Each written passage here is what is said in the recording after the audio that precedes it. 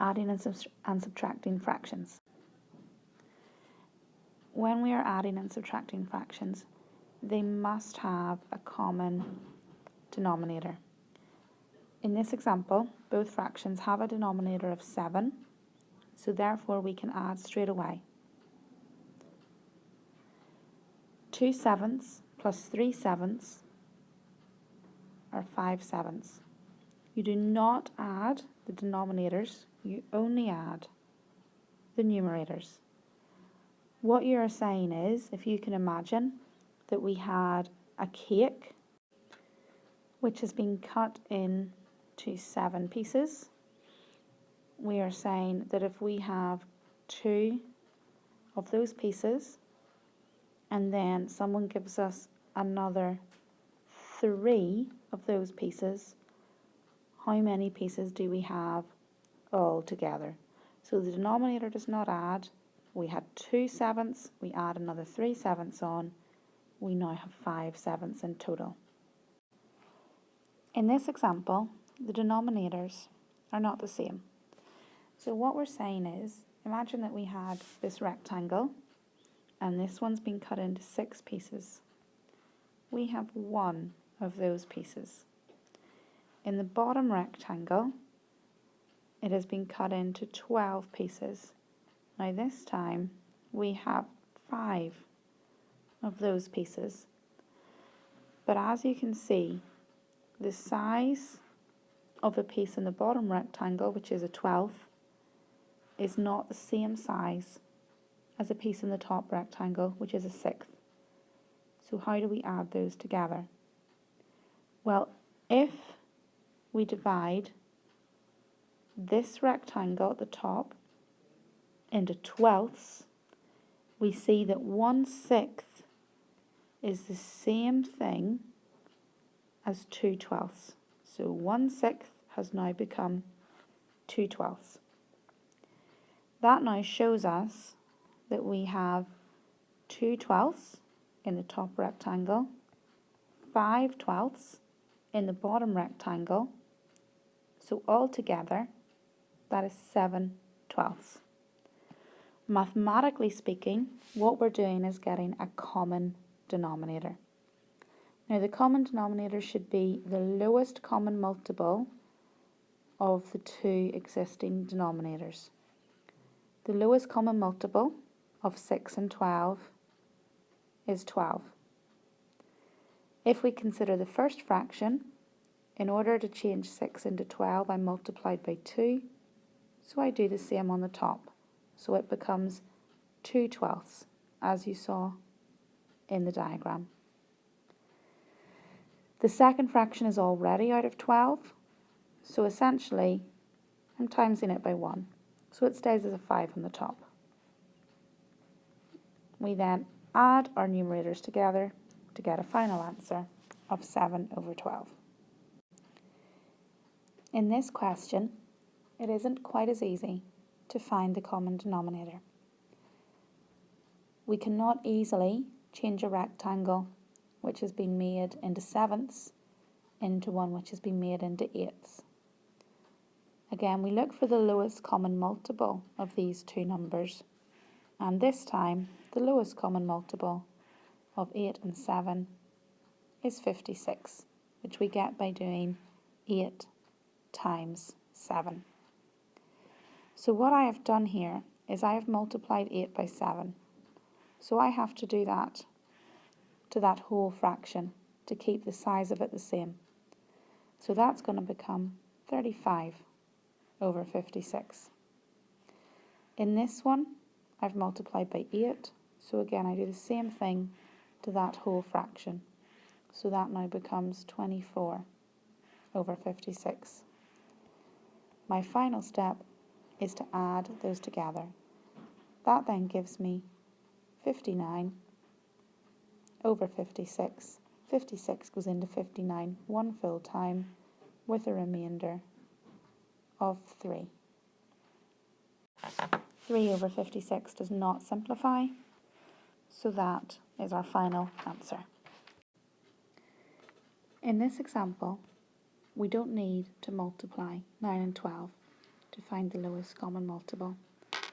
The lowest common multiple of 9 and 12 is 36. We get this by multiplying 9 by 4, which means that we're multiplying the top of that fraction by 4 also, and by multiplying 12 by 3, again, which means we're doing the same thing on the top of the fraction. We end up with 4 plus 15 over 36, which is 19 over 36. That cannot be simplified, and therefore is the final answer. When we do any operation with fractions, we should make any mixed numbers into top-heavy before we begin. Remember, we do this by multiplying the denominator by the whole number and adding on the numerator. So multiplying 3 by 6 is 18, and adding on 1 gives us 19. So 19 over 3. Now multiplying 5 by 2 is 10, and adding on 2 to get 12, so 12 over 5. We now need to do this in the normal way by getting a common denominator. The lowest common multiple of 3 and 5 is 15. To get 15, I've multiplied this fraction by 5. So I do the same thing here. That gives me an answer of 95. I've multiplied this fraction by 3, so I do the same thing on the top, which gives me an answer of 36. This gives me a final answer of 131 over 15. I need to put this into a mixed number as it is top heavy. To do that, I see how many times does 15 go into 131. The answer to that is 8 times. And the remainder will be 11. So we have 8 and 11 over 15. We'll now have a look at a couple of subtracting examples. These are done in exactly the same way. We get the common denominator of the two fractions with current denominators of 9 and 4. Their lowest common multiple is going to be 36. To get that, I have done 9 times 4, which gives me 20 on the top of the first fraction. And this time I am subtracting, and I've done 4 times 9, which gives me 9 on the top of the second fraction. 20 take away 9 is 11, so we get 11 over 36. That is already in its simplest form, so it is the final answer. In this example, again we have mixed numbers. We have to change these to top heavy before we begin. 5 times 7 plus 1 is 35 plus 1, 36 over 5. 7 times 3 is 21, plus 6 is 27. So minus 27 over 7.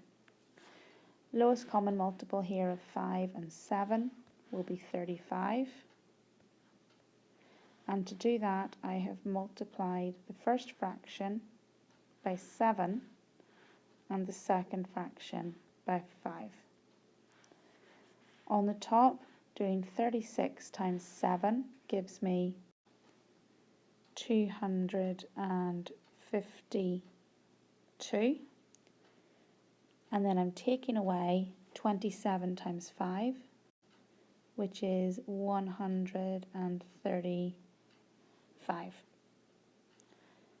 Doing that subtraction then, I get 117 over 35. I want to change this into a mixed number because it is currently top heavy. 35 goes into 117 3 full times, which would be 105. That means there's an extra 12 left over. So my fraction as a mixed number is 3 and 12 over 35.